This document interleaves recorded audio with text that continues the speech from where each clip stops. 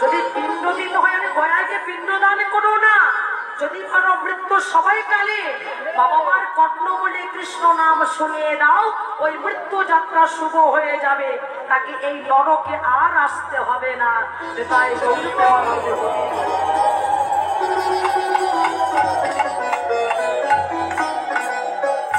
আমার পতিতে পাবন গৌর হরি ওই ভক্তগণকে সঙ্গে করে ওই নাসুর ধনির তীরে যেখানে দাঁড়িয়ে আছে গঙ্গা যমুনা সরস্বতী, যে ত্রিবেণী ঘাটে মহাজন ব্যক্তি ইরা পিঙ্গলা শশারমা ব্রহ্মা বিষ্ণু শিব, তাই ওই ত্রিবেণী স্থানে দাঁড়িয়ে প্রভু আমার হরিনাম করছেন। কেন?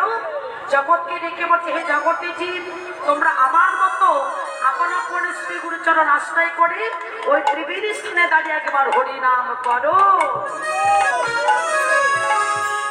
আপনার সবাই গুরুচরণ আশ্রয় করেছেন না? মা কি গো বাবা, করেছেন তো? মহাপ্রভু হয়ে কিন্তু দীক্ষা মতো নিয়েছেন বাবা, জগৎকে শিক্ষা দিচ্ছেন। আমার মহাপ্রভু দীক্ষা গুরুকে ঈশ্বরপুরী, আর মহাপ্রভুর পরম গুরুদেব এ বাবা মাধবিন্দপুরী, আমরা যাকে বলি দাদু গুরু, যার বাড়িটা বাংলাদেশে কোথায়? শ্রীহট্ট জেলা। ইংরেজরা ওই জায়গাটির নাম দিয়েছিল সিলেট, এখন সিলেটের নামেই পরিচিত। যার সমাধি আছে কোথায়? উড়িষ্যায় রেমুনা গ্রামে। ভগবানের কি লীলা করেছেন? কি লীলা? না ক্ষীরচোড়া গোপীনাথ। যারা পুরীধামে গেছেন তারা দেখতে পাবেন বাবা, পুরীধামে ওই মাধবিন্দপুরীর সমাধি এখনো আছে। আমি মিথ্যে বলছি না বাবা। এই পুরীধামে গেছেন তো? হ্যাঁ গিয়েছেন, বাহ হরি বল। তাহলে জগন্নাথের কৃপা হয়েছে। সৎকৃত্য একবার পুরীধাম, বারবার ওই ভগবানের অঙ্গ থেকে তো ওই নীল মাধবের জন্ম হয়েছে বাবা, তাই তো? তার অনেক কাহিনী আছে, আমি ওইদিকে যাব না। তো যাই হোক, সবাই মিলে জগন্নাথ ধাম যাবে। আর মহাপ্রভু যিনি শিক্ষা মন্ত্র নিয়েছিলেন 5 বছরের ছেলে, যার নাম হলো গোপাল। তাই আমাদের শুধু দীক্ষা নিলে হবে না, প্রত্যেকে জীবীকে শিক্ষা মন্ত্র আশ্রয় করতে হবে। তাই কৃষ্ণ লীলা বোঝা যায় আর গৌর লীলা বোঝা বড় না। এটা বলতে আত্মতত্ত্ব কখনো বোঝা যায় যদি কোনো ভক্ত একেবার শিক্ষা মন্ত্র আশ্রয় করতে পারে। একটু ভালো করে বলি বাবা, যেমন মুখটা কোথায় থাকে বাবা বলুন তো? শামুকের ভিতরে। আরে বাবা ঝিনুকের মধ্যে। হ্যাঁ, ঝিনুকের জন্ম হয় যখন পুকুরে, নদীতে, খালে, সব জায়গায় ঝিনুক আছে। যে ঝিনুকের মধ্যে মুখটা হয় না, যে ঝিনুকের ভিতরে মুক্তা আছে, সেই ঝিনুকগুলো পাওয়া যায় কোথায়? সমুদ্রের তলদেশে। হরি বল। আচ্ছা বাবা, সমুদ্রের নোনা জল না মিষ্টি জল? নোনা জল না মিষ্টি জল? লবণ। আস্বাদন করেছেন কখনো? না শুনে বলছি? আস্বাদন করেছেন তো? আচ্ছা, এখানে শাস্ত্রে বললেন শুনু মনো কানা পথ পায় না 3 জনা। শুনে কখনো ভজন করিবেন না। আপনাদের চরণ ধরে বলবো, ওই সমুদ্র শুধু পুরীধামে নাই, সমুদ্র শুধু কক্সবাজারে নাই, সমুদ্রে কিন্তু আপন আপন ঘরে আছে। নিতে জানতে হবে বাবা, তাই তো? নিতে না জানলে পাবেন কি করে? তখনই পাওয়া যায় যদি আমার কোনো ভক্তের সৎগুরুর কৃপা হয়ে যায়। মহাজন বললেন যে ঝিনুকের ভিতরে মুক্তা আছে, যদি পারো ডুবুরে হয়ে যায়। সবাই কিন্তু ডুবুরে নয় বাবা, আছে ডুবুরে সবাই হতে পারে। যেমন ওই ডুবুরে কারা এ জগতের সবাই হতে পারে না। তো সমুদ্রে যে নোনা জল যদি আমি ডুবু না দিতে পারি, তাহলে কি হবে? সমুদ্রে নোনা জল কি? বলো হরি, বলো হরি। কেন হরি বল বলছে? মরেছে আপনারা? মরেছে তাহলে কেন বললেন বলো হরি হরি বল? কারা কারা মরেছেন একবার হাত তুলবেন। তাই গৌর হরি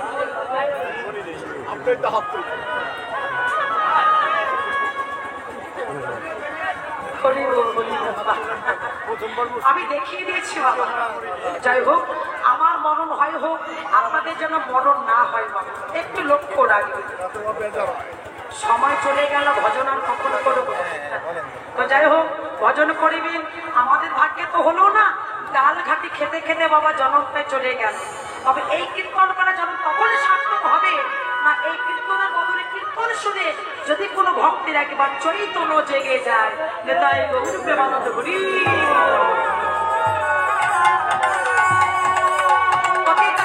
গৌর হরি আমার ওই সুরধনের তীরে ভক্তগণকে সঙ্গে করে গোড়ায় আমার খেলা খেলেছে কি খেলা ও খেলা ও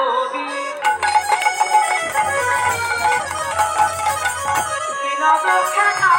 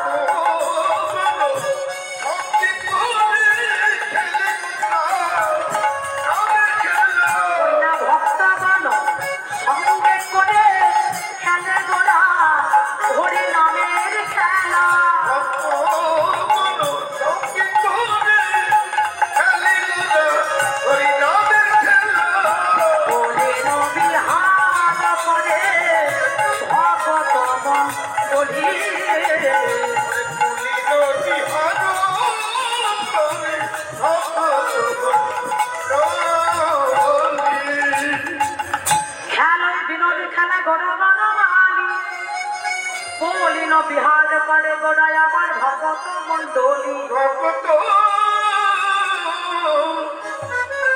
মন্ডলী তো গোড়া আমার খেলা খেলছিল বাবা আর এই ভক্তগণকে খেলা করতে করতে কি হলো গগন লক্ষ্য করে দেখে গগনে আর বেলা নাই ওইদিকে লক্ষ্য করে ভাই নিতাইকে দেখে বলছে দাদা ছেড়ে দেখো বিনয় বসানে দেখি গৃহেতে চলে এলো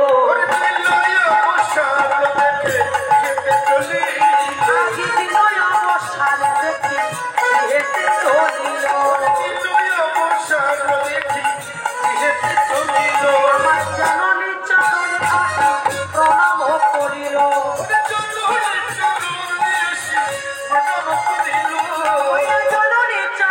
আসি প্রণাম করিল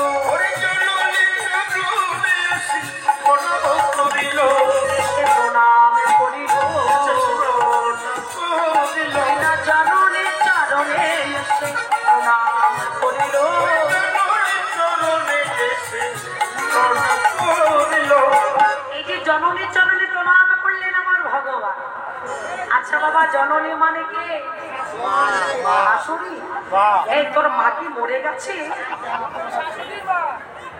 তাহলে তোর মা মরে যায়নি এই যে গল্প করছে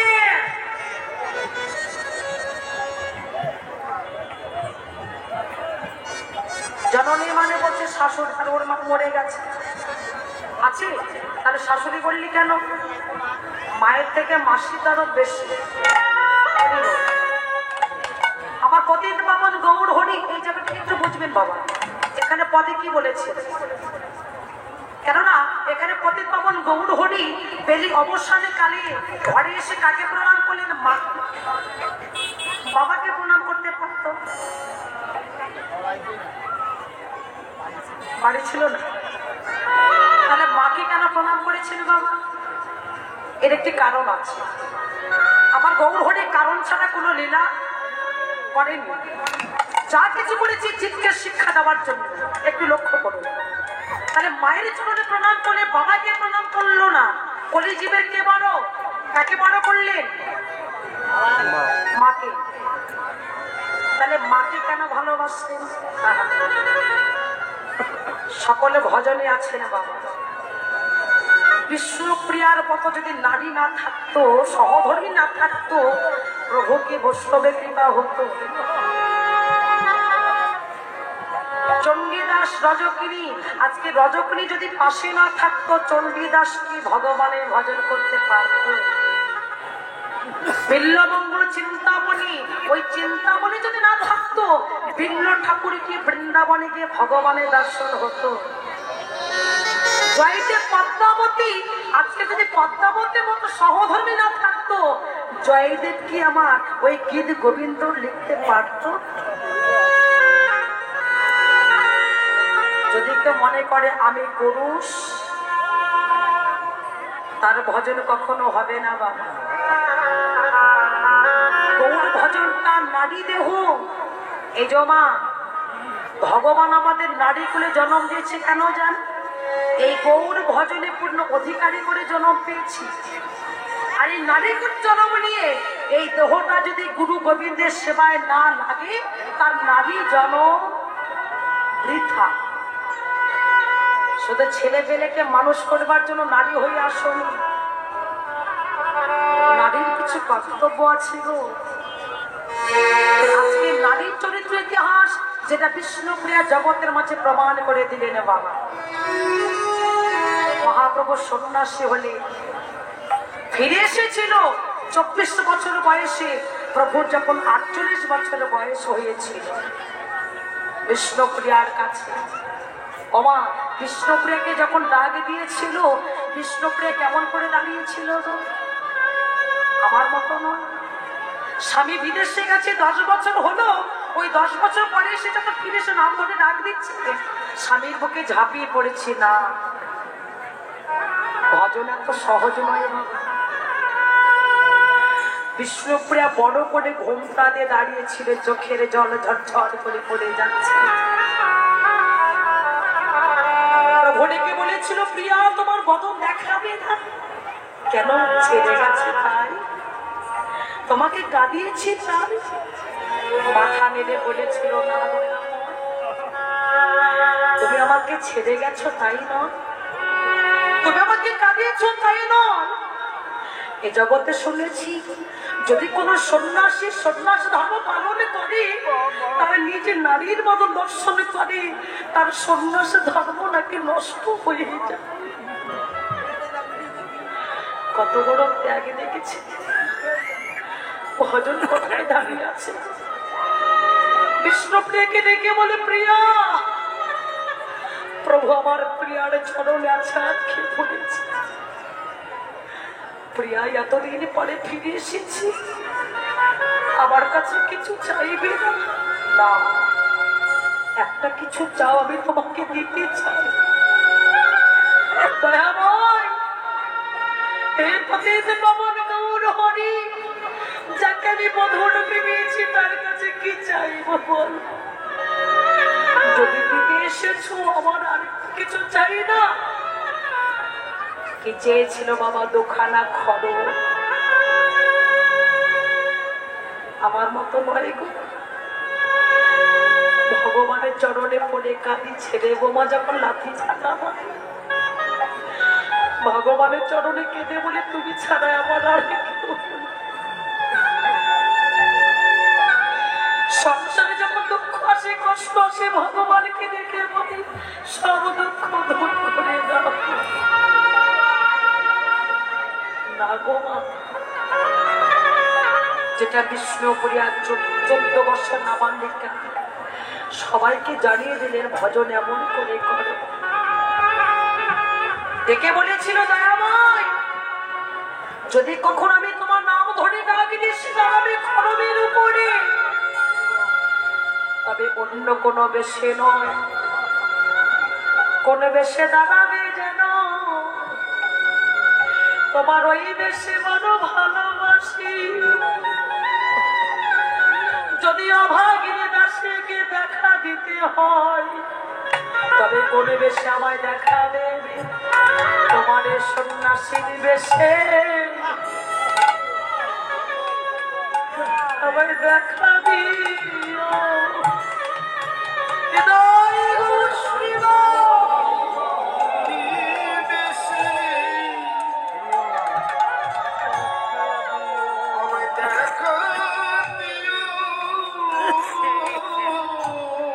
তুমি অন্য কোন বেশে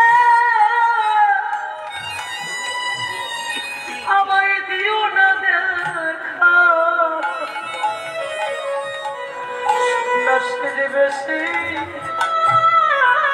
আমায় দেখা দিও। তুমি অন্য কোন বেশে দিও না দেখা, তুমি আমার সন্ন্যাসী বেশে দেখা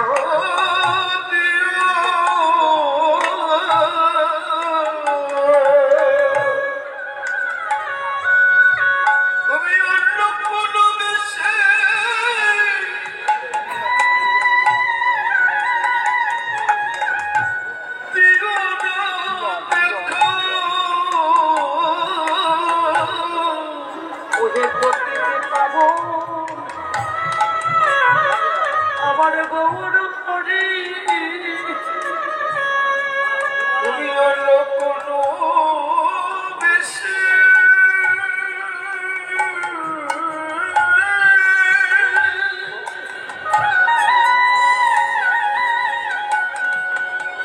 দিও না দেখা,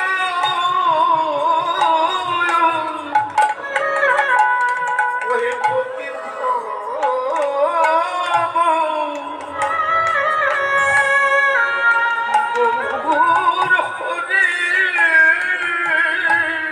আমার কামা কামনা হতে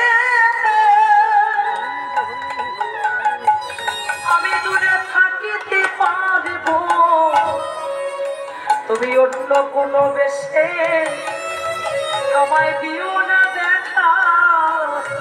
আমি কামনা হতে থাকিতে পারিব, তুমি সন্ন্যাসী বেশে দেখা দিও।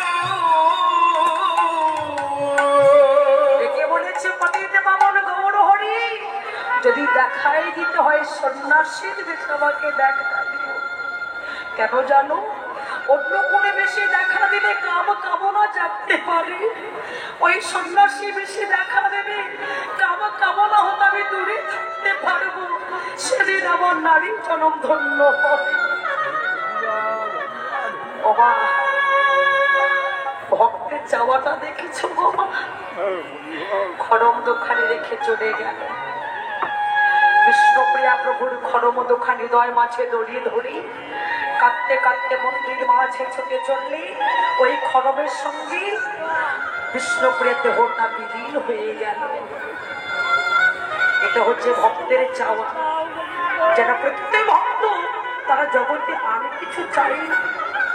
এই জগতে চাইলে কম পড়ে যায়, আর না চাইতে ভগবান এত কিছু দেবে তোমার রাখার জায়গা থাকবে না। এই জগৎকে ডেকে বলি এমন বস্তু চাও যে বস্তুটা চাইলে তোমার চাওয়াটা সার্থক হয়ে যায়। তোমার চাওয়াটা ভালো করো, তাই মায়ের চরণে প্রণাম করলে মা লক্ষ্য করে বলছে কি, নিমা রঙে ধোলা নিতাই দূরে দাঁড়িয়ে আছি, নিতাইকে দেখে বলছে নিতাই আমার নিমা রঙে ধোলাকে মাখিয়েছিলি। নিতাই বলছে আমার ধোলা নয়, ধুলি নয়, কি জানো আমার চরণে গড়া আমার গড়ি দিয়েছে।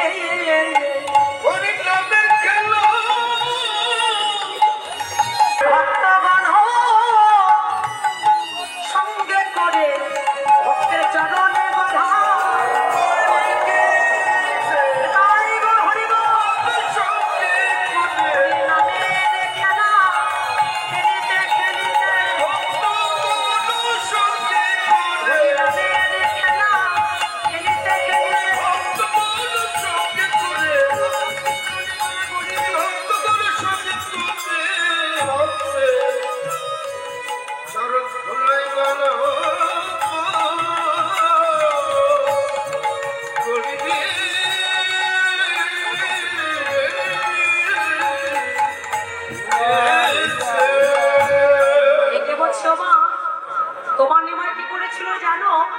ভক্তের চরণে গড়াগড়ি দিই, ভক্তের চরণের ধুলাঙ্গি রেখেছি। রাধামোহন দাসী রেখে বলছে, মা কাঁদছো কেন? এই বিশ্ব জগতের মালিক যিনি ভগবান, আজকে তুমি যাকে সন্তান রূপে পেয়েছো মা, তোমার নারী জনম ধন্য হয়ে গেছে। দোলায় ধূসর অঙ্গ গদ গদ ভাব,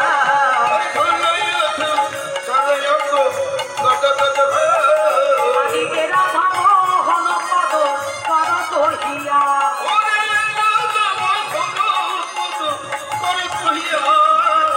এইবার লীলা প্রকাশ হলো। এতক্ষণে গোপনে ছিল, এইবার লীলা প্রকাশ হলো।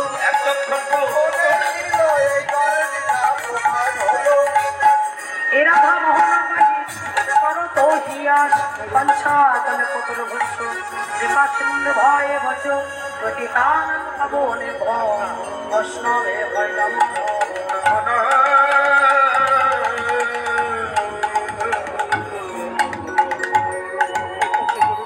রাধে রাধে। এতক্ষণ কোথায় ছিলাম? নবদ্বীপ ধাম। এবার যাবো কোথায়? বৃন্দাবন। তো বৃন্দাবনে সবাইকে যেতে হবে করতালে দিয়ে, আমরা রাধা নামে ধ্বনি করতে করতে বৃন্দাবনে পৌঁছে যাব। রাধে রাধে।